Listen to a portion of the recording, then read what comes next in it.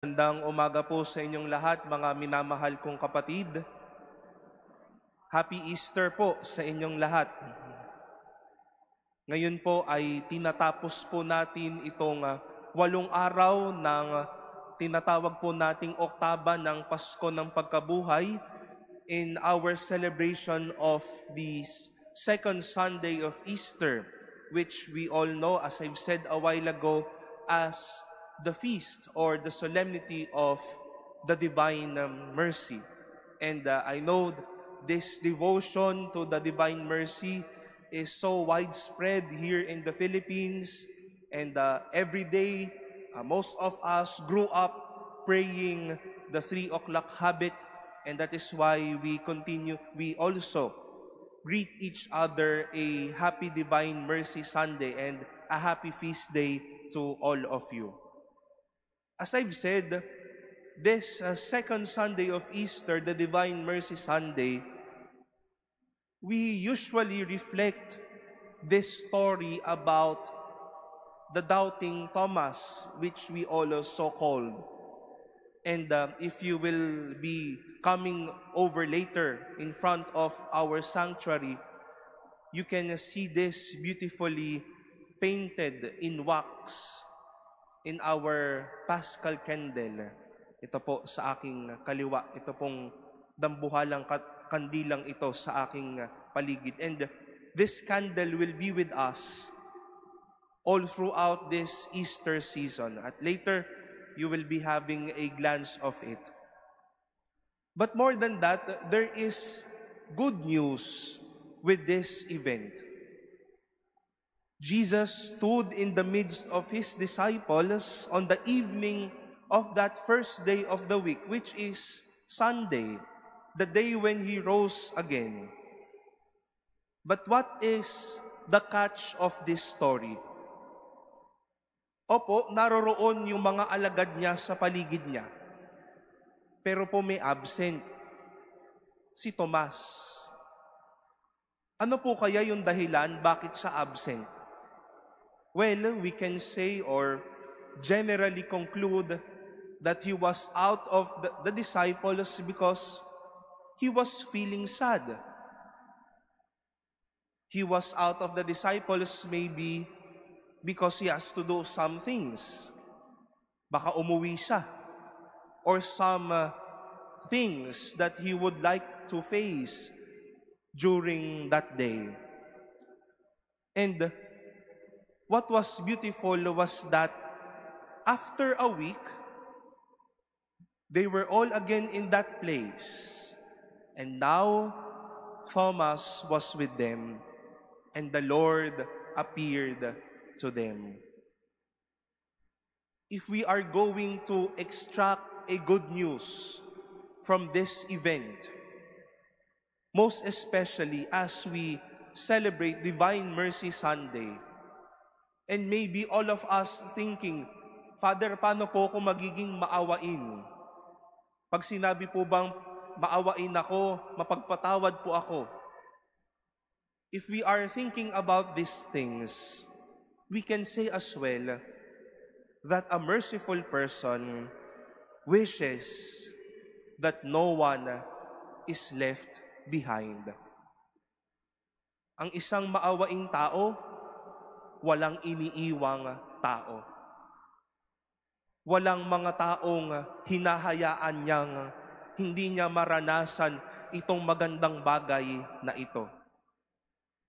Alam niyo po, pwede namang sabihin ni Jesus o marahil gawin ito ni Jesus. O, wala si Tomas, edi swerte kayo, nakita ninyo ako, hindi ko na ipapakita yung sarili ko sa kanya. Pwede naman niya pong sabihin yon. But rather, it was not so for the risen Lord. He would not want Thomas to be left behind. Again, after a week, he appeared to the disciples, gave Thomas another chance to believe again. He gave Thomas again the chance to love him again, and the chance to be a renewed disciple of Him. That's how good and merciful God is for you and for me. He would not want us to be left behind. Ayaw niyang walang naiiwan, ayaw niyang may lumalamang, at anuman ang naranasan mo, gusto din niyang maranasan ng bawat tao sa buhay na ito. That was the experience of the early Christian community in our first reading. It is mercy when no one is left behind. Everything were in common. There were no needy people during that time. All had their fair share of their richness. Walang lamangan, walang naiiwan, lahat nabibiyayaan ng kabutihan ng Diyos at ng bawat isa. And this is as well the invitation of St. John in our second reading, that whoever is begotten by God, whoever believes and professes the faith in God, conquers the world. Not only to some, not only to your favorite, not only to a group, but to everyone. This is, again, our invitation this Sunday to remind ourselves, kung nais po nating maging maawain, huwag tayong makalimot sa mga taong hindi pa nakakaranas ng kabutihan at awa natin at ang awa ng Diyos. Hindi naman po naging madamot si Jesus. Hindi lang siya nagpakita sa mga alagad na naroroon lang. Ayaw niya maiwan o mawalan ng pagkakataon itong si Tomas para makita siya muli at para maniwala siya muli kay Jesus. It is mercy when we would not want people to be left behind. Last Lenten season, we took an extraordinary leap of adding an afternoon schedule of confessions. And if you would remember, we scheduled a daily confession from 3 p.m. until 5 in the afternoon.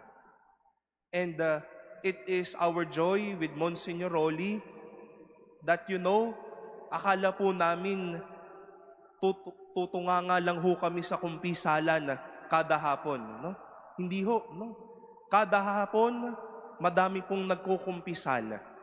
Magkakaibigan, isa man siyang nagpipilgrimage dito. As in, madami po talagang mga nagkukumpisal.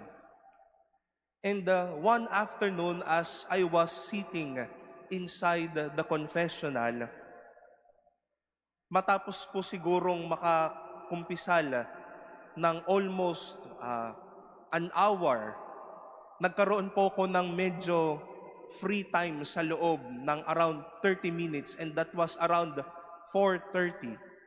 At sabi ko, dahil dire-diretso yung nagpapakumpisal at wala namang pumapasok, baka pwede namang, Lord, makanakaw ako ng onting nap time sa loob ng kumpisalan. At mukhang pinagbigyan naman ako ni Lord dahil nakatulog ho ako. At maririnig po kasi po namin na may papasok sa kumpisalan. At meron nga pong pumasok. At pagkatingin ko ho sa orasan ko, 4:55. Sabi ko, palabas na ako eh. May pumasok pa. Hindi. Okay, sige. And I have, after that confession, around 6:30, I have to rush to Makati and give a Lenten talk to the Feast Salcedo group. At naka-frame na po ang schedule ko. Dahil coding ako, mag-grab ako, meron akong hihintayin. And I heard the confession of that man. At alam niyo po, hindi pa man po tapos yung absolution, nakaabang na po itong kaliwa kong kamay para patayin yung ilaw ng kumpisalan. Para sabihin na wala ng kumpisalan.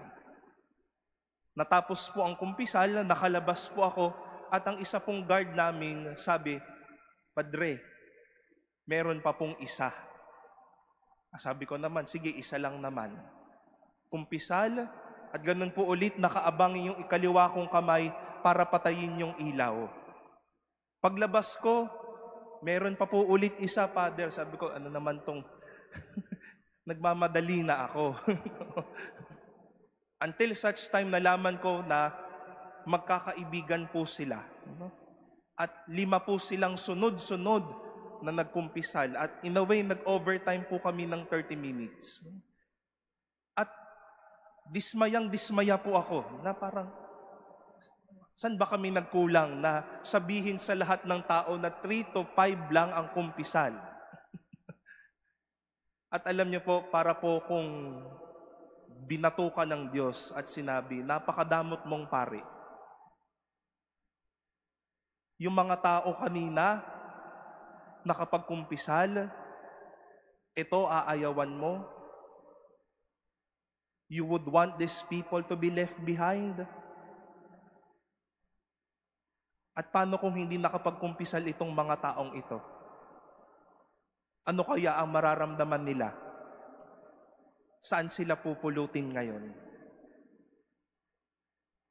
My dear brothers and sisters, if we all want, or maybe we are seeking ways how it is to be merciful now, then hopefully it is our desire that people, friends, won't be left behind.